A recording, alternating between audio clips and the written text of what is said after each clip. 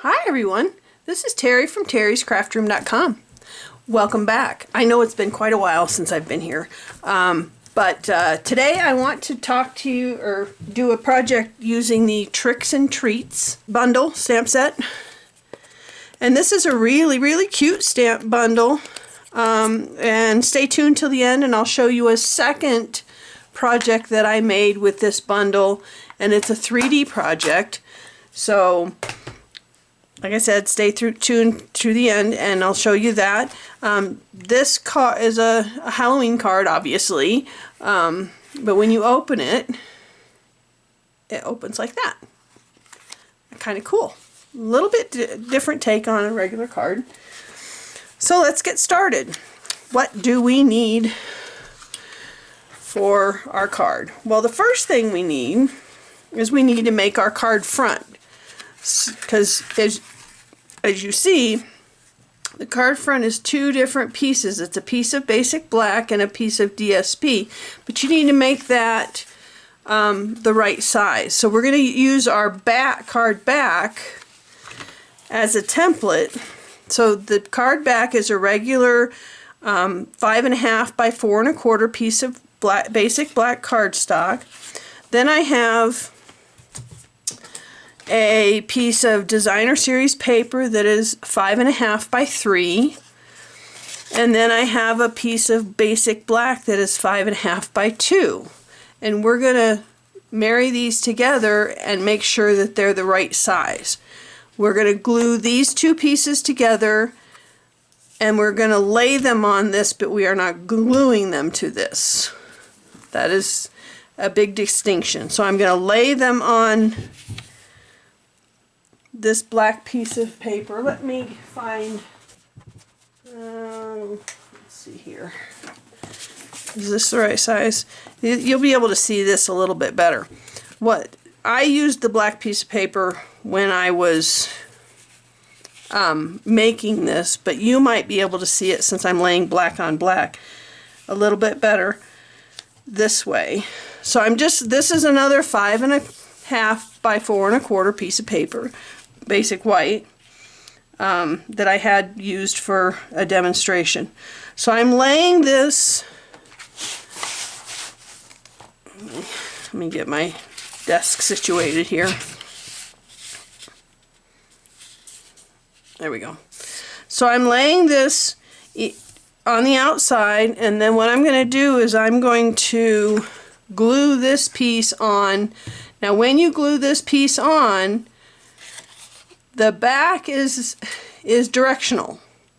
So make sure that when you glue it on, you're not gluing it so that when you open it, your skeletons are upside down. So if you have a directional paper, you need to make sure that it's correct directionally on both sides. Ask me how I know that? Because I did that. So what I'm doing is I'm putting glue down one edge, I'm putting glue down one edge of the black. My skeletons are going to be right side up if I open it.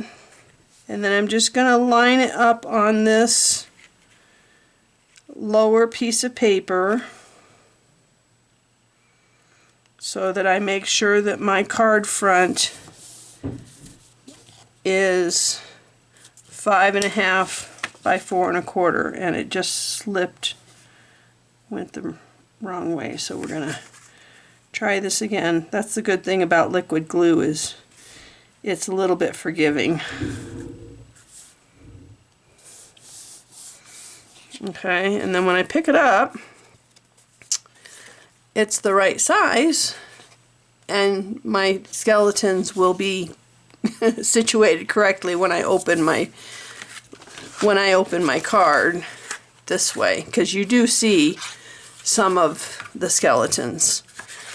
So that's how you make the front of the card, okay? And so then we have the front and the back of the card, two separate pieces. We did not glue onto the back, okay? And I'm going to put that white piece aside. So we're going to set that aside for now.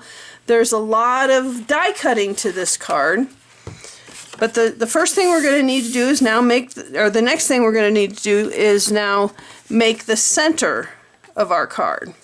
Okay, so this piece is,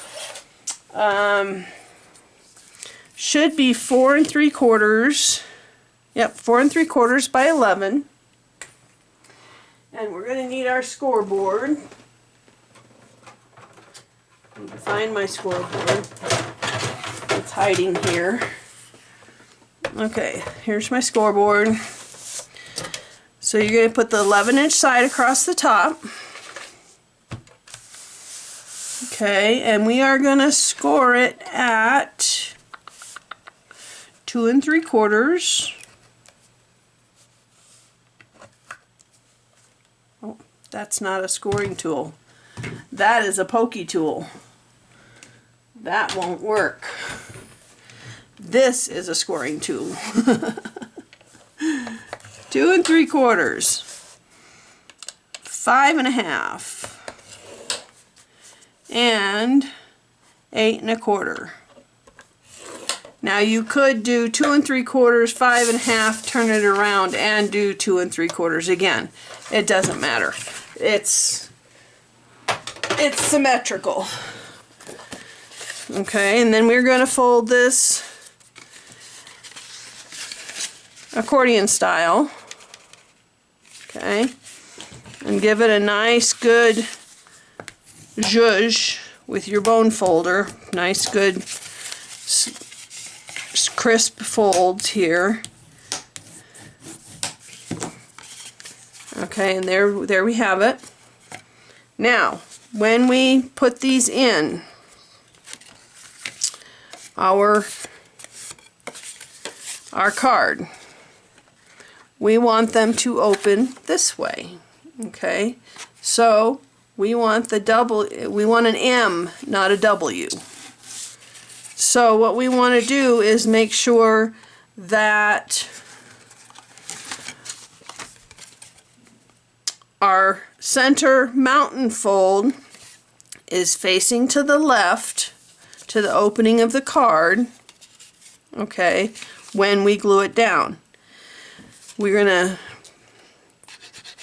put adhesive all over one side, and I suggest you glue down your front side first because that's the most noticeable if you get it crooked, because you'll see it lined up against your designer series paper. Now you're going to line it up even against the bottom of your front and then equidistant from the two sides. Okay, and there we have our first side. Okay, now I'm going to take, and remember that center mountain fold is facing left still, and I'm going to take and put adhesive all over the back side. And you want it even on the bottom so that it'll sit correctly. And now I'm just going to line up my card back with the front of my card, and it should line up just perfectly, and just press it down. And then when you open up your card, it opens up correctly. Pretty cool, huh? Okay, now we can start decorating. So we need to stamp a couple of things. Let me get, and then we're going to stamp our haunted house, and we're going to stamp Trick or Treat and these three, I don't know if you can see them. Let's see. We're going to stamp the haunted house, these three gravestones, and Trick or Treat.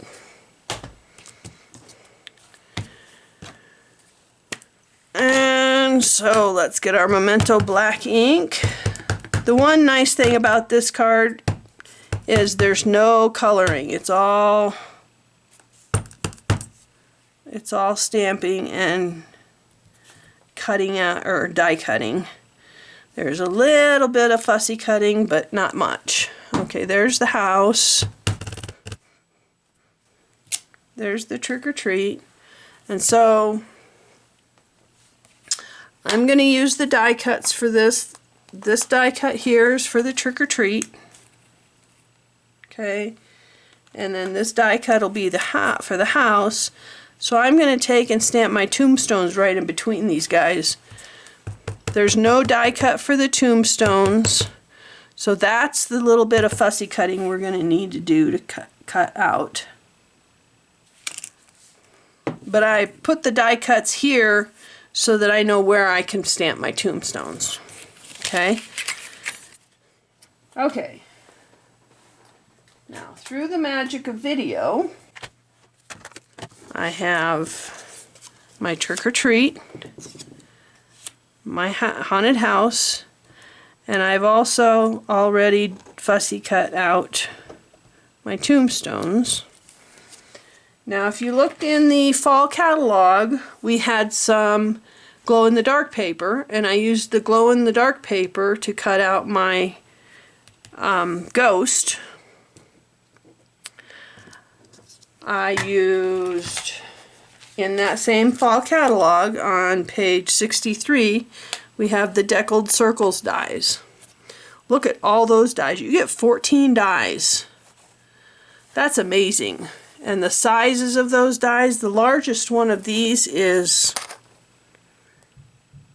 5 3/4 inches across diameter. It's amazing. Okay, so I used one of the Deckled Circle dies to cut out my moon. I cut out the boo. All these dies are part of this bundle. And then you've got 3 different dies to make your candy corn. So we're going to start using all this. Let's make the candy corn first. It's just a matter of cutting out the 3 different colors. Okay. We're going to need a sponge dauber for our trick or treat. And I'm just doing a little bit around the edges just so the white on white is this shows up on the white background. Okay. And the other thing, oh, I did not mount my bats. And there's the bats. And we're going to stamp the bats on the moon.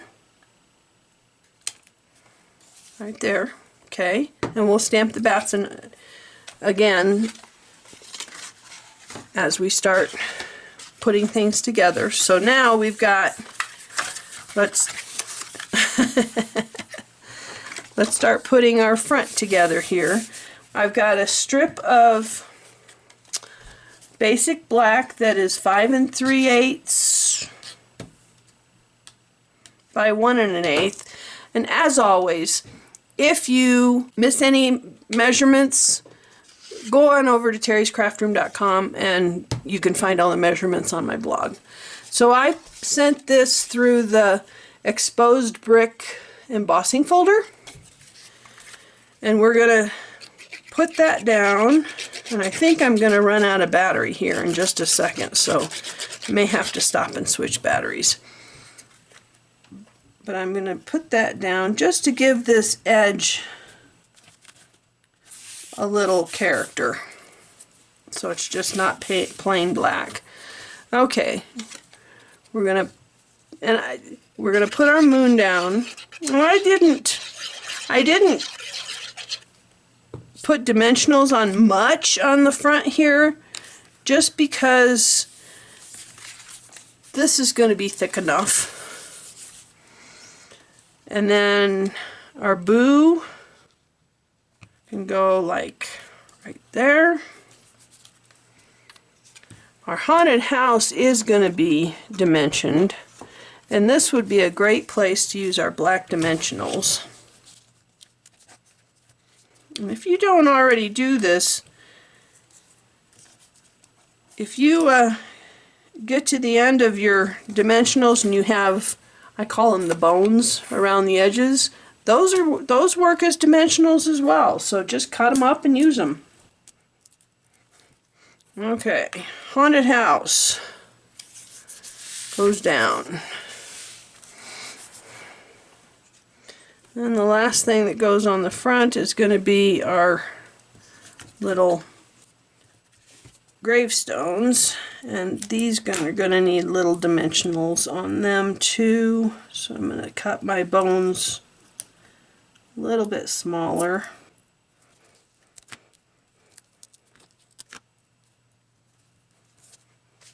And I always like to put the middle one in on first, so then I can gauge the other two off of that.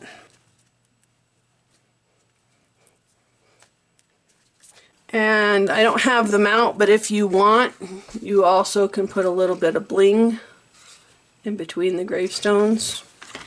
Totally up to you.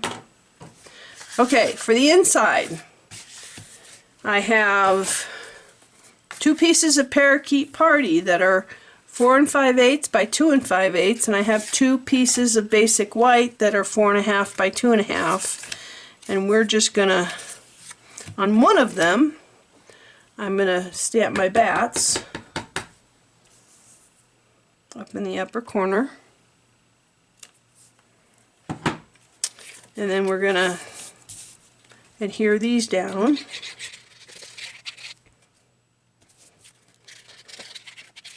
And then on the one that I did not stamp bats on, I'm going to take my Trick or Treat and glue that down. And these will go on the 2 center panels on the card. This card is pretty quick and easy. It looks more difficult than it is.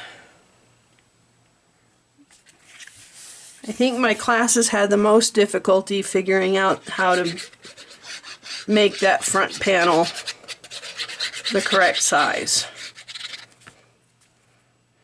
Okay, and we have 2 pieces left, our candy corn and our ghost. We're going to put our ghost on the front panel and our candy corn on the back. And there we have it. Okay, so I told you that I would show you the 3D project that I made with that same Tricks and Treats bundle. And here it is. It's got a little Frankenstein on it. And it's a box. And this is using the Nested Essentials dies, is the lid. And if you open it up, it'll fit, I think I've got 6 of these little fun size Hershey bars in it. Isn't that cute? And it's using the same package of DSP as I use as this is. It's from the same pack. So there's a second project. I hope you enjoyed today's project. If you did, please give me a thumbs up and ring that bell. As always, go on over to terryscraftroom.com and get the supplies list and the measurements. And we'll see you next time. Bye now.